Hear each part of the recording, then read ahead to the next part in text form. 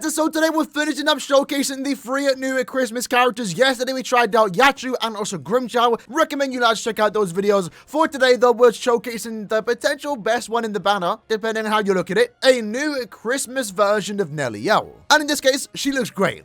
Especially, when you look at the artwork, it's absolutely crazy. God, I mentioned it in yesterday's video though for Yachu. This is the character that Cooper was simping for. I don't know how deep he went onto the banner, but he did end up getting 5 Yachus and no NELLIELs. Mate, if he's dedicated, he might just go to step 25. Either way, though, NELLIEL's actually a really good character.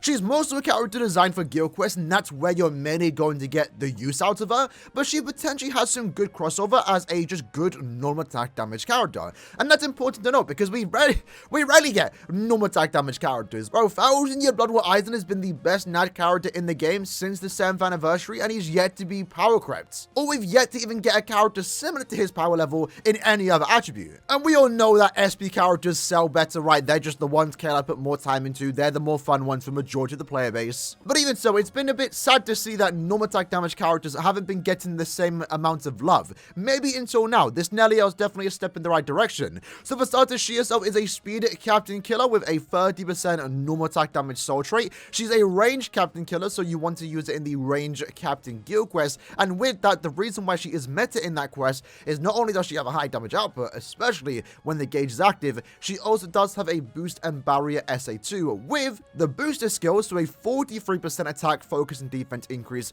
and the multi-barrier skills with a 5-hit barrier for yourself and a 3-hit barrier for your teammates. That's really good in Guild Quest. That already makes her one of the best characters for that given week, because believe it or not, Range Captain doesn't have access to any boosters. Now they do with this NELLIEL. When it comes to her normal attack damage output though, she has a 30% normal attack damage increase from the soul trait. She has an additional 20% normal attack damage, which she can give to any speed character. And I kind of like the idea of that if you hypothetically want to use it in a guild quest week where she doesn't have killer, but let's say you're using another speed character alongside her, well now they're doing 20% more damage. So that's actually quite good for weeks where you don't want to use her in, especially given the fact that she is immune to every status summon. But with that 50% normal attack damage increase, she also has Flurry +1, which is on the lower side to be fair, but given the fact that she also has a booster, and when you activate the gauge, you then get an additional Flurry +1. High damage output is actually quite high. And with the gauge effect, she does start it with 70% of it filled. That's also noteworthy. Someone like 1000-Year Blood War Aizen, for example, is a character that I have been using in Guild Quest, but I usually finish the quest before he even gets to activate the gauge effects. So hopefully we don't have that problem with NELLIEL. And alongside that, she was also given Gauge Rampage to potentially fill up the gauge faster. And she also was given an additional 12% strong attack recharge built into the character, so you'll have an easy time stacking that boost, assuming you give her recharge soul traits. When it comes to the build though, of course we're going with the standard Golden Chappy Hollow Baits. And for the links, we're using a normal attack damage soul trait with Jushiro, normal attack damage and full stamina with Tsukishima, and then one of the best links for her, Dainga Ichigo, giving her 20% normal attack damage, but also 10% recharge. It's a really good soul trait, especially for characters like this that have utility effects on her SA2, but unfortunately, he's the only one in the speed attribute. We need more links like this, and the more links to those that we get, the better these characters actually get, in my opinion. Bonus abilities though are including attack and also full stamina. So with that said, let's jump into some content. So we're mainly going to focus on her performance in Guild Quest, but first up, I want to see how she potentially fills up the gauge, right? How consistent is she actually filling up the gauge? In this case, we already used 2 strong attacks, gauge is full, and with her nurturing, that's one important thing to understand, right? Is that I absolutely adore this character's nurturing. It's the melee collision beam, very similar to Captain Killer Gin, the Fierce Battle version. So it just instantly comes out and disintegrates anyone that is getting hit by it. It's a really fun no attack damage kit. And obviously because she is a gauge character, you have reason to use your strong attacks. And in this case, we've already activated the gauge once more. When the gauge isn't active, very similar to other characters, you know, her damage output isn't the highest, but to be fair, Flurry +1 and a 50% no attack damage output is honestly not even that bad, because you're constantly doing damage output, right, with those nat strings. But we already activated the gauge 3 times now. So far, not bad. And it looks like we're doing around 20k per hit. And that's with the 80% damage reduction because we don't have Iron Skin.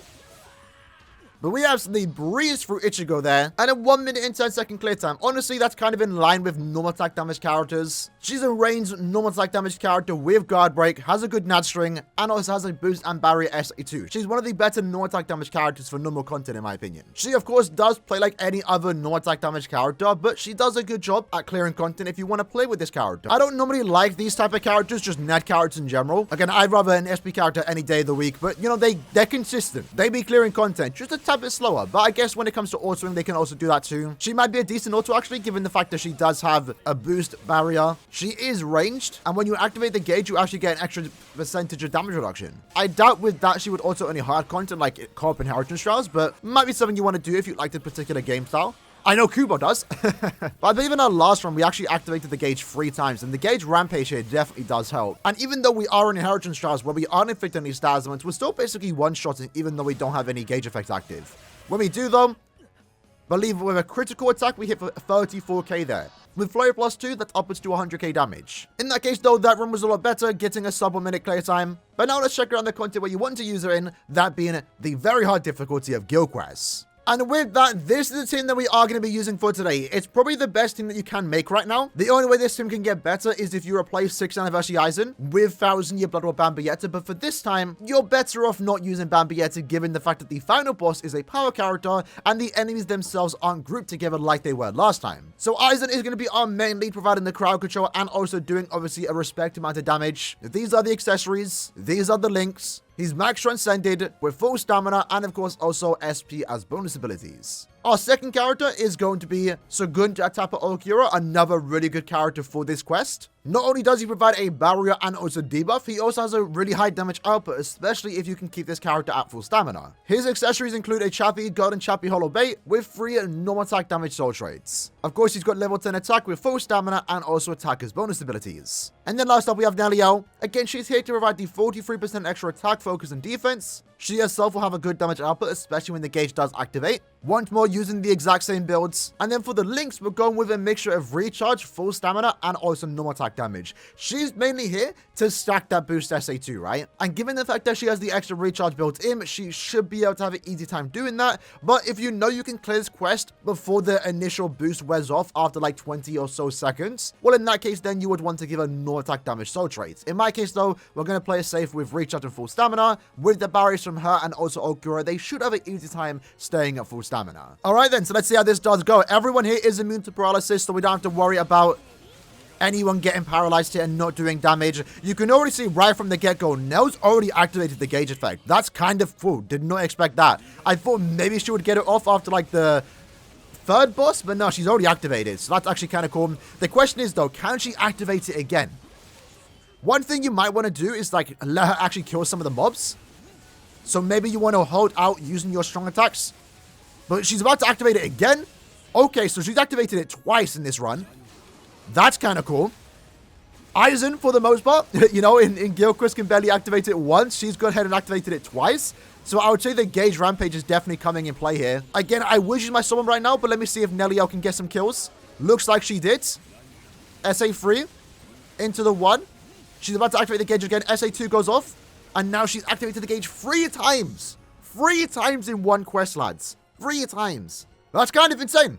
Honestly, I did not expect her to activate it that many times. So I guess that goes to show the gauge rampage definitely helped her out there because again, Aizen as a character we're comparing her to. I still think Aizen is a better character overall, but when it comes to Guild Quest, he was only activating the gauge once. Maybe twice if the quest went on long enough. But really impressive that NELLIEL was able to get it off 3 times. Let's try that once more though, to see if we can do that potentially again. Maybe get a faster score. Alright, so again, we're kind of playing around NELLIEL with the gauge effect. Like we could use our strong attacks here, but maybe we want to let her get some kills. Not really sure what the best way is to play with NELLIEL. Maybe I'm just going to just use all my strong attacks when I can. We'll try that for the next run at the very least, because we have been holding off with strong attacks every now and then. There we go. So again, now would be a good time to use our SA3 or also SA2.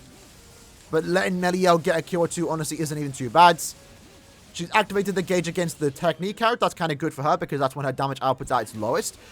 Unfortunately though, I've realized Aaroniero is now taking a bit of damage. So Aaroniero is doing significantly less damage. Maybe now would be a good time to... Maybe next time we'll keep using our strong attacks when we can so they can never have a chance to get hit. Because that does lower our DPS quite a bit, right?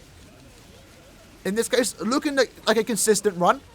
Tad bit slower here because I believe Aaroniero did get hit. I don't think he got hit last time. But still very consistent. Still very consistent. Might not be the fastest clearing team, but it's consistent. And for most players out there, that's probably what you want to get when it comes to clearing the very hard difficulty of Guild Quests. Let's try that again though. This time we are not going to be waiting for NELLIEL to get kills. We're going to use our strong attacks when we can to make sure that no one in our team does take any damage. Thus far, NELLIEL I don't think has taken a single hit, but Aaroniero somehow did get hit. Maybe he just got caught up in an attack. So let's pay attention to NELLIEL's gauge. She's already activated it. That's pretty cool to see. I'm going to instantly use my SA3 here. And then finish up with the 2.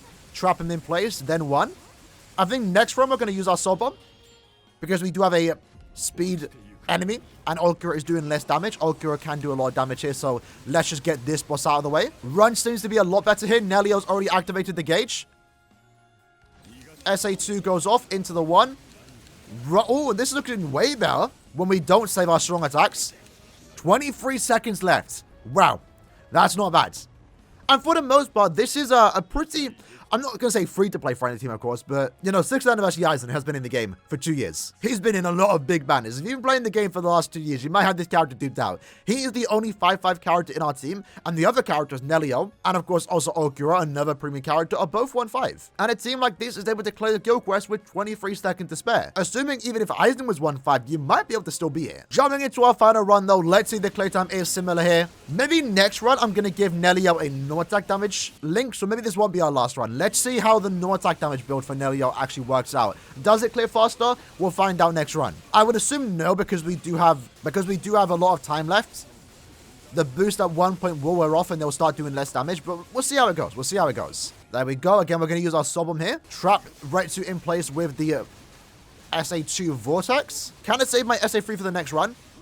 Let them finish up with their no attacks. There we go. Aarionero's multi-barrier just went off. Feels a tad bit slower this time around, but still, again, somewhat similar to what we have been getting over the last couple of soul runs. 17 seconds minimum. Alright then, so now we're using these 3 particular soul traits. We're still using Ichigo because he is giving us the most amount of attack with the recharge and the full 20% no attack damage buff. With Tsukishima, a good soul trait giving us almost 36% more damage, which we easily be able to keep because she has the barrier.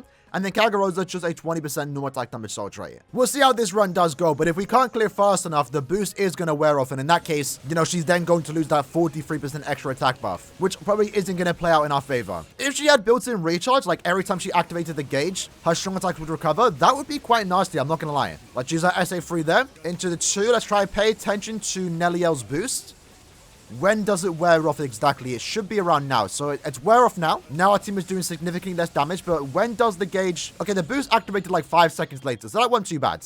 Let's use our Soul Bomb again. That was kind of good. Both our characters here were using their natural at the same time. Debuff just went off. Unfortunately, at the best time. If the debuff went off now, it would have been way better. Here we go. We are clearing. Probably it's around the similar time, to be fair. A bit slower. So definitely go with the recharge and no attack damage or recharge and full stun with NELLIEL. The lack of the boost at a certain point definitely did slow us down, but it's still cleared. So if you're just going to go for a clear, honestly, it doesn't matter. But for the best clear, definitely go with recharge and full stamina, recharge and no attack damage, if you possibly can. So yeah, overall, lads, I think that sums up NELLIEL quite well here. Obviously, a really good no attack damage character, but that's something you can tell without even needing to see a showcase. She is the second no attack damage gauge character, which is nice to see more, especially for a mid-month character, keep that in mind. But she's also the first character with gauge rampage, and I think it definitely helps her out clear up the gauge faster, because in multiple of our runs, for both GoQuest and even IT, we were getting the gauge off multiple times, especially because in the fact that you do start the quest with 70% of it full.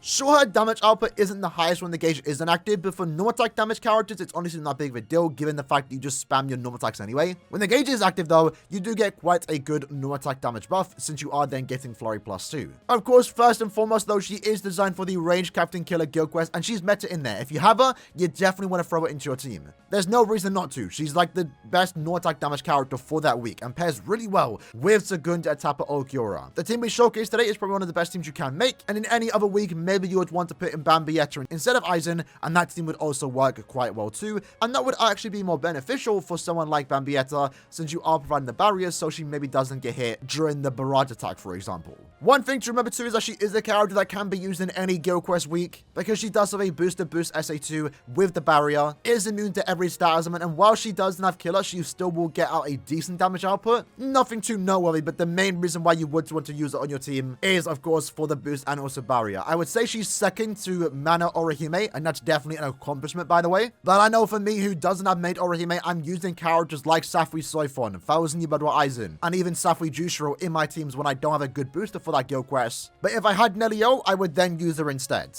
But of course, I would then also use Mana Orihime over NELLIEL had I had her, which now I do actually. But it's still quite nice to have an extra option to use in any given Guild Quest week if you are lacking those team boosters. Either way though, I think this NELLIEL is a really good no attack damage character meta in Guild Quests, and if you pulled her, you can definitely put her to use. Let me know in the comments below what you like to think about this character, and I'll see you guys next time. Take care, and peace.